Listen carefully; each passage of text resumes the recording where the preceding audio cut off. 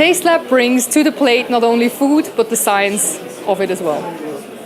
We are 3 ETH alumni who founded this company. 2 of us are doing it full time. The third of us is doing the whole accounting. And then depending on the events we do, we have a team of bartenders, of cocktail people, of chefs and service people, and we form a new team every time we have a new event.